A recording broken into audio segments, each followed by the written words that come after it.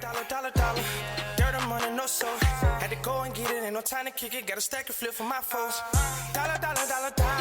Please tell me you can hear me. Don't turn your back and don't neglect me. Just let me know if you need me. Dollar. Let me watch out for my partners. Keep my money long, get my team strong. Let me run away from my problems. Yup, what's good, original crew, man? We're back. We're back with one of the most requested visuals from Nick Crowley that y'all have been requesting us to do, man. We got YouTube's missing killer.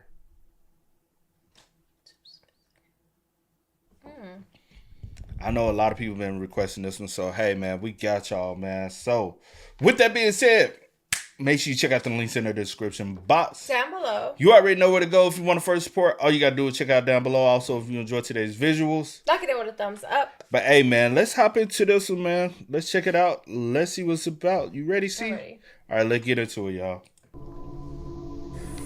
Well, hi everybody, it's Mr. Anime here. Hello everybody, welcome back to my channel, Ethan. Hi, Elliot Roger here. This is my last video. It all has to come to this. The gunman was a 22-year-old named Elliot Roger. YouTube has always had a rich history when it comes to killers, which honestly isn't all that surprising. As of writing the script, this platform stands as the second largest social media site on the planet, with approximately 2.3 billion users, meaning that in theory, about 30% of the entire world's population has a YouTube account. With that being said, it's no wonder that truly disturbed individuals like Elliot Roger, Trey Sessler, or Ethan Crumley, charged with terrorism and first-degree murder, have found their way to the site at some point, as it's something that's unfortunately bound to happen with a platform this massive.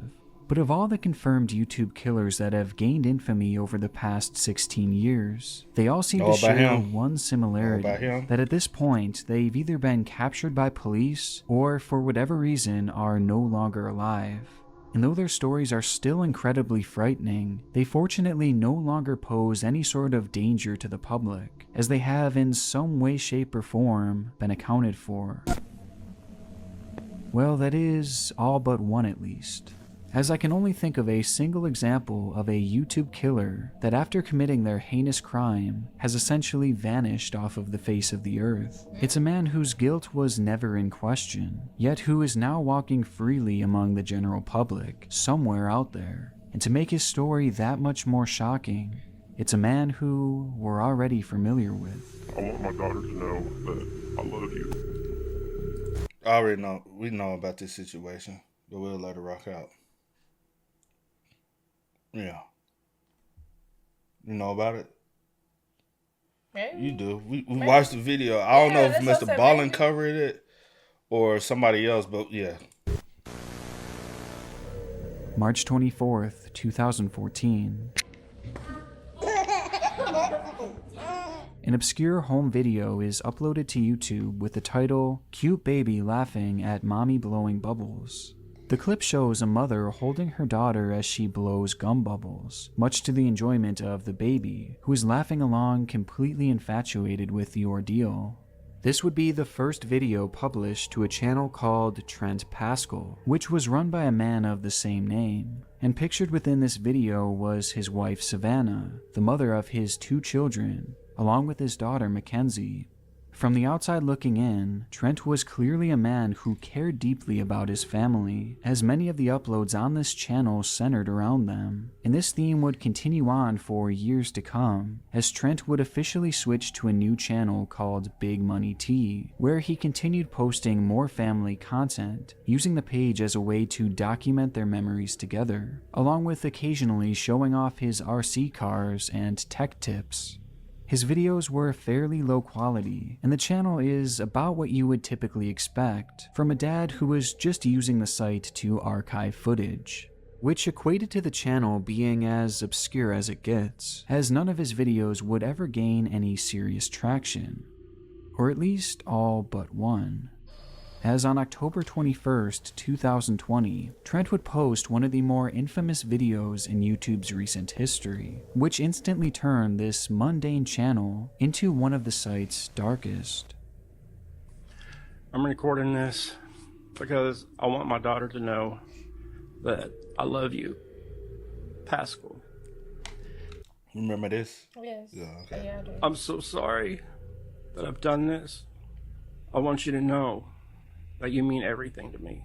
I didn't choose this. Your mom chose this. She's been cheating on me for a long time. I didn't do nothing wrong to her.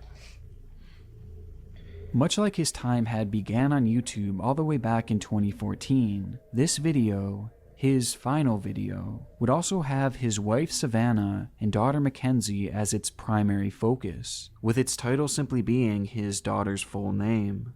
Only, unlike his inaugural video, this clip was far more disturbing. I put everything into this relationship. I have done nothing to your mom. I've never hit her. I've never hurt her. I've never called her names. The video shows Trent as he calmly addresses his daughter, explaining that he had caught her mother cheating, and that he was sorry and heartbroken for what was to come. The video then ends abruptly as a noise can be heard in the background, leading him to run and hide in a dark room.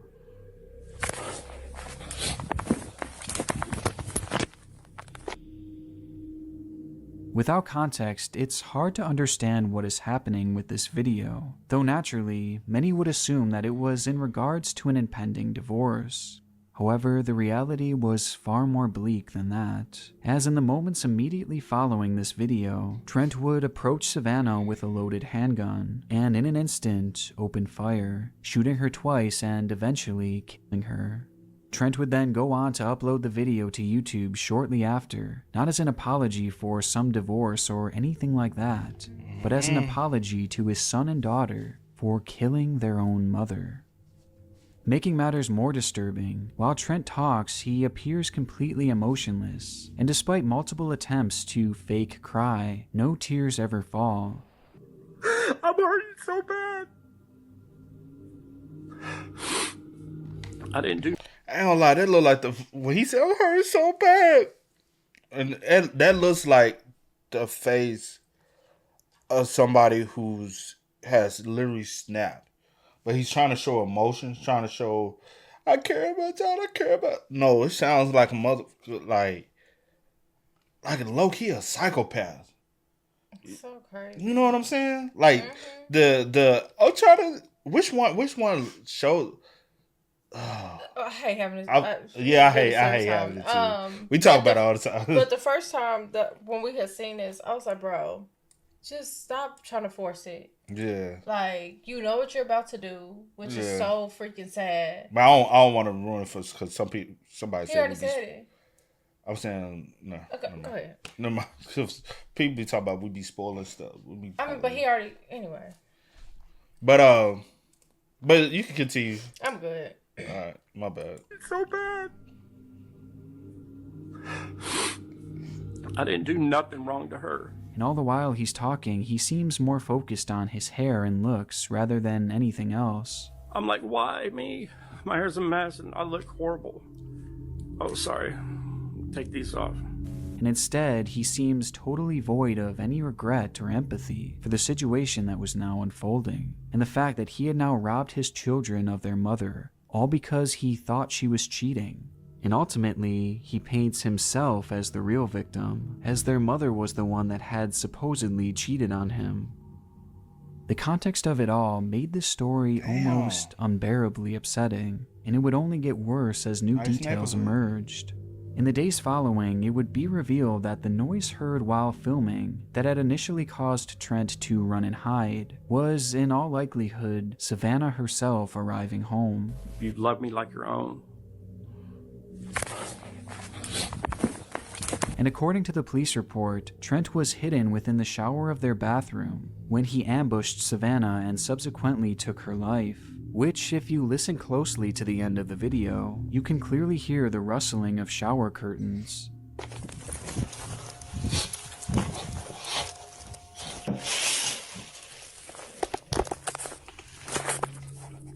Implying that this video was likely taken mere minutes before the murder took place, and he was seen and heard here on camera, hiding in preparation to carry this out.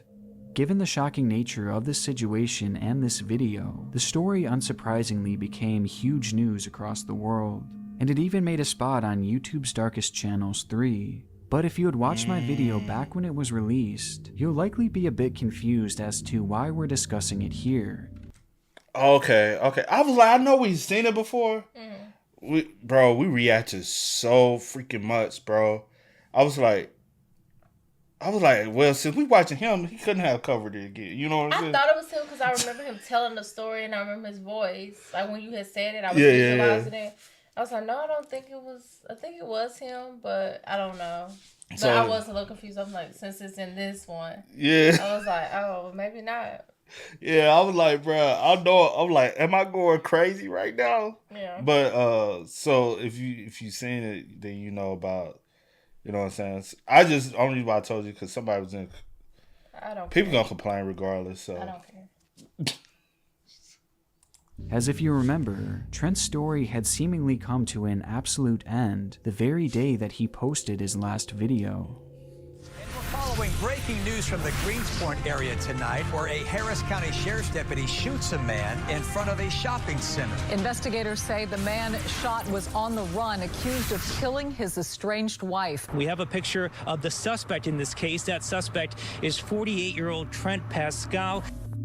Immediately following the slaying of Savannah, Trent would flee the scene, with police later tracking him down in a Walmart parking lot in Houston, Texas. Did we know that? There, Trent would refuse to comply with police demands, as he faced the officers with the murder weapon still in his hand. And in one fleeting moment of desperation, Trent would raise that weapon, causing police to immediately open fire. Thankfully, Trent was unable to discharge his weapon in time, and no officers would be injured.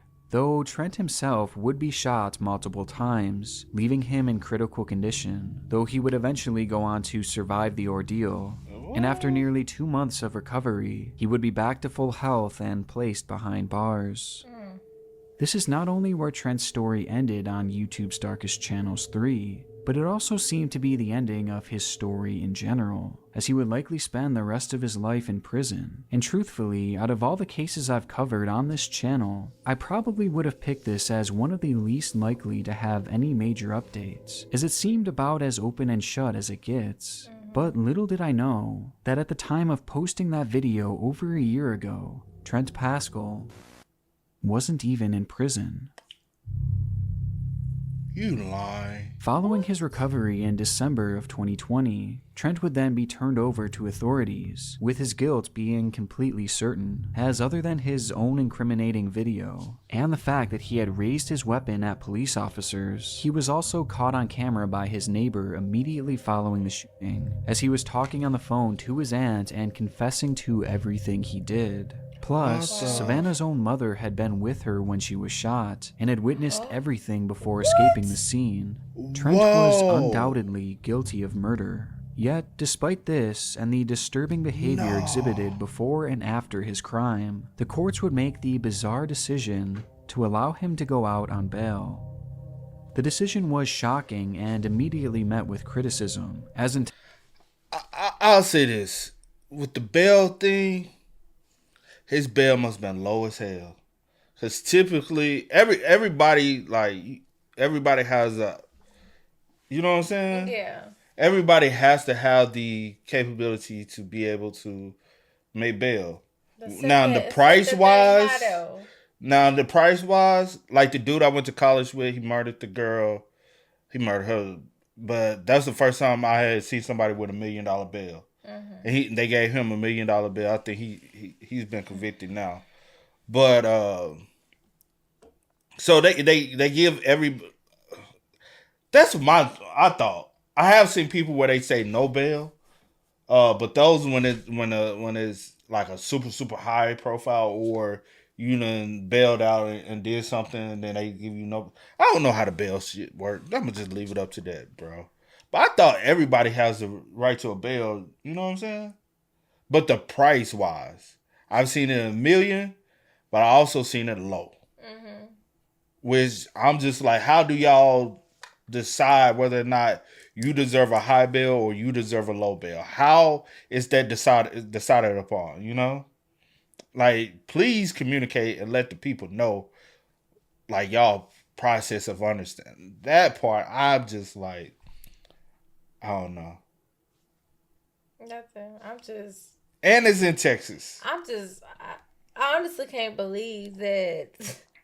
Well, let me get the other information because I don't know. But I guess with the bail, I don't know why in my head I thought that depending on the crime.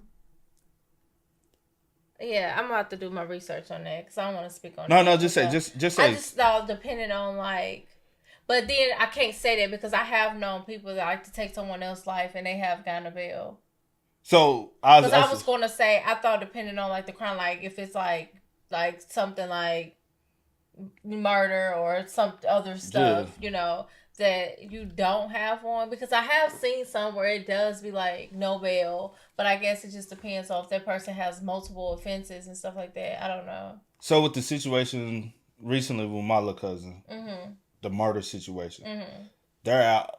They were able to get out on bail. Yeah. So I'm like, but that's what I'm saying. I don't know if it's because they don't have like a criminal. She actually got. I'm not talking about her. I'm talking about the people that actually like. But yeah, I don't know. I'm gonna have to do my research on that. I get. Or if y'all know, let me know. Like, I'll still say do your own research. But I'm gonna still do my research regardless. But y'all can still like. Cause I'm like maybe cause I've even seen like gang things and they still chunk the bill up high. And but I've seen it where it's a one like just some rando type of crime and you got no bail. Yeah. So I don't understand the whole bail situation. I thought everybody has it's part of the thing. What's the saying?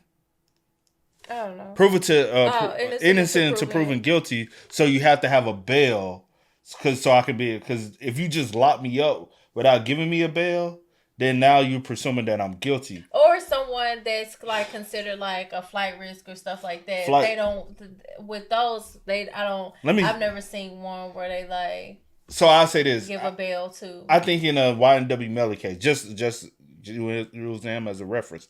I don't think he has a bail. Mm-hmm. That's the reason why he's been in. I saw a report the other day. He's been locked up behind bars for over 2,000 days without a conviction and without no bail. Yeah. So I'm like, why he has no bail? That's why I don't know if it's maybe because the state, if it's like if the state has something to do with it. Like what state you're in, or like depending on the crime, or depending on if you have like other type of like a criminal history. Like I don't know, like different factors. Like maybe whatever. So I don't know. I guess I just. But yeah, I would think. Cause when does this? Let's just see. Let's just get back into. I would think his bail should have been like up there where it's almost impossible for him to bail out. Cause that's what they typically try to do is raise the bail high, so now it's impossible for you to bail out. Yeah. So you sitting into court. Mm-hmm. The decision was shocking and immediately met with criticism, as in Texas, bail can be denied to those who the court deemed to be a risk to the community. And due to the fact that Trent had obviously murdered his wife, pulled a gun on police officers, and the fact that his children were still out there, well, most considered him to be just that, a risk to the community. Sure. Yet for whatever reason, the judge didn't see it this way, with his bail being posted at $250,000. That's it. And despite the steep cost, his parents would scrape the money together to pay to have their son released, who, other than wearing an ankle monitor and showing up to regular court hearings, would be able to live a somewhat normal life until his inevitable conviction. By the end of December, Trent Paschal, the undeniable killer, would be released among the general public in Houston, Texas.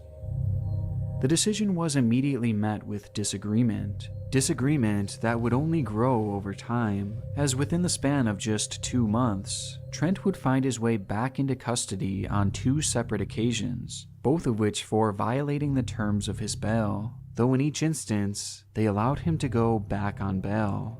There was every opportunity to assure that this man never walked this earth freely again, and yet every time they chose to let him leave. And unsurprisingly, these dangerous decisions would eventually lead to a devastating consequence. On April 13th, 2021, a call would be made to authorities in Houston, Texas, stating that a used car had been stolen from a local dealership. The caller described how an anonymous man had entered the business and asked to drive a black Chevy Tahoe parked in the lot, to which the employee, a man named Jack Ford, happily obliged. As the two set out for their drive, Jack began to notice that the man was acting somewhat strange, calling his behavior suspicious, but not enough to stop the test early. However, out of the blue, the man would then turn sharply into a gas station parking lot and bring the car to a sudden stop. Once there, he would pull a knife from his pocket and order Jack out of the car before quickly speeding away. Police would later arrive on the scene, where, upon checking the CCTV footage from the gas station, they'd make the startling discovery that the suspect looked eerily similar to Trent Paschal. But this couldn't be, as Trent had an ankle monitor on, which showed that he was still at his parents' house, who had taken him in after posting bail. Confused, authorities would rush to the home, where rather than finding Trent, they would instead find his ankle monitor, clipped in half and lying on the floor.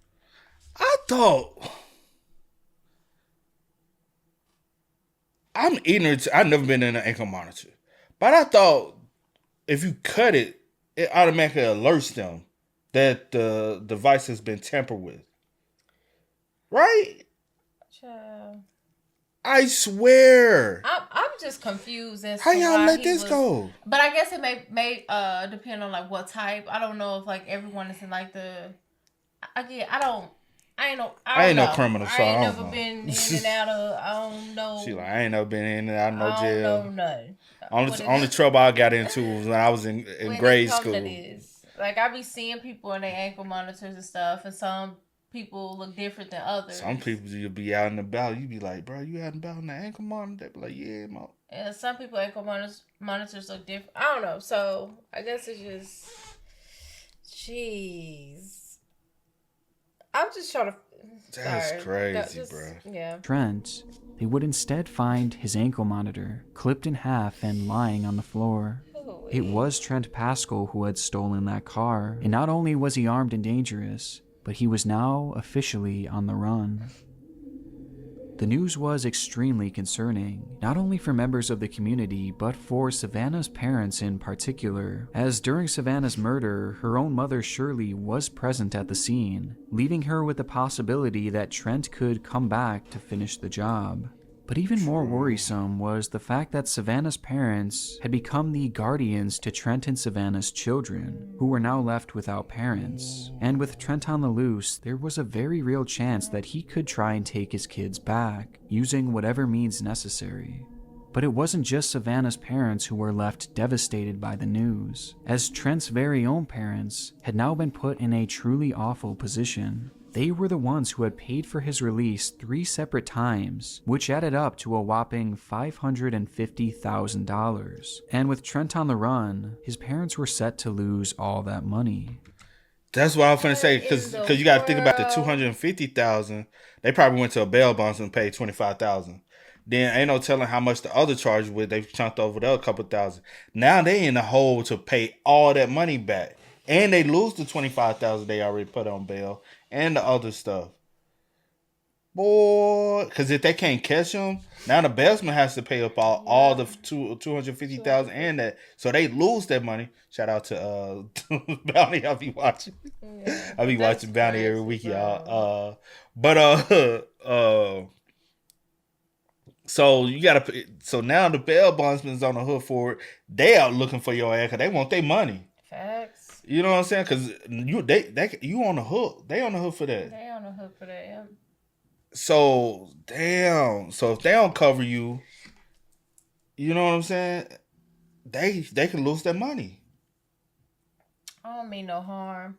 That's why when people get locked up, leave their ass in there. I don't mean no harm. I know that's your child. But, baby, you got to sit in there. Especially for certain crimes. Okay, like, for certain, yes. Like, you done took somebody's life. Your wife, the mother of your kids. You in there for murder. You gonna have to sit that one out. Like you gonna have to sit in there. You literally over in there. 500. Come on, there. You literally in there for murder, right? And you got witness who can put you at the scene of the crime for the murder. You don't have to sit there and do that damn time. Not only did you take somebody's life, and then you called your whoever and confessed it's on the Ring doorbell. You went to Walmart. You upped your gun. Her mom was there. Your mom was there. Her mom. I'm saying. Her mother-in-law. Her mom was there. Your mother-in-law. His mother-in-law was there. Can witness that. Can testify to that. Not only you went to Walmart, upped your gun on the police. And got shot. Lucky you alive. And you upload a confession. You upload the confession. Basically, you might as well. Minutes before it happened. Seconds before it happened. Literally seconds. Like, I'm just so confused as to why he was able to continue to post. And kept getting in trouble. Make it make sense. It don't. Let's go. 3 separate times, which added up to a whopping $550,000. That's crazy. And with Trent on the run, his parents were set to lose all that money. To make matters worse, this was money that they allegedly didn't even have, and they were forced to use collateral as well when signing the contracts, which would also be taken from them due to Trent's behavior. And according to those close with the family, that collateral had included their very own house, meaning that with Trent gone, not only were his parents going to lose all their money, but they'd also be losing their home as well. The same home that they allowed Trent to stay in. So despite everything they did for him, Trent would just turn around and put them in a situation that would essentially make them He don't care about homeless. nobody but himself. With Trent now completely missing, all parties involved were searching desperately for him. As from the second he disappeared, his whereabouts were completely unknown, meaning that his next move was impossible to predict. A next move that, to this day, has yet to come. As since that moment Trent went on the run back in April, there has been no substantial updates on where he might be. At one point, U.S. Marshals believed there was a sighting in Green Bay, Wisconsin, though to this day nothing has come of it. And other than this, there's been no other reported sightings or clues as to where he might be. And for all intensive purposes, Trent has essentially dropped off the face of the earth. This is a situation I became aware of practically right after he had escaped, and since then I've been checking for news almost daily to see if there's been any sort of development, as I had a strong feeling that at some point, the guilt that Trent must be feeling for basically ruining his parents' life would finally eat at him enough to turn himself in. But so far, nothing. Which just further showcases how deeply narcissistic this man is, something that was already on full display within his final video. And with Trent having completely vanished, the big fear now is that he is going to come after his children, whether it be today, tomorrow, or 10 years from now. Which is something that Savannah's parents now have to live with on a daily basis, as they've even told the press that we're constantly on guard, constantly watching. It's high anxiety. It's been a very hard year. And until Trent is hopefully one day caught, they are sadly going to have to continue living with this fear. And given the way this case has gone so far, I can safely say that Trent Paschal's story is nowhere near over. Okay, so I have a last second update here. I had put off making this video for months because I've been waiting for a huge development to happen. And finally, it did. And of course it happened right after I completely finished this video. But as it turns out, YouTube's missing killer isn't missing anymore. Just before the start of the new year, police in Marion County, Florida, were alerted to a man matching Trent's description, who had been spotted in a nearby trailer park, with the caller noting that the man was still currently residing there within his van. Following the tip, authorities would gather evidence and eventually head to the area on January 3rd to confront this man in person and to see if it truly was Trent. The vehicle would quickly be located, where inside, a man would refuse to step out. With their weapons raised, police would knock on the window and yell at the man to surrender, when suddenly a single gunshot rang out from inside the van, followed by silence. Inside the vehicle, Trent Paschal was dead from a self-inflicted gunshot wound.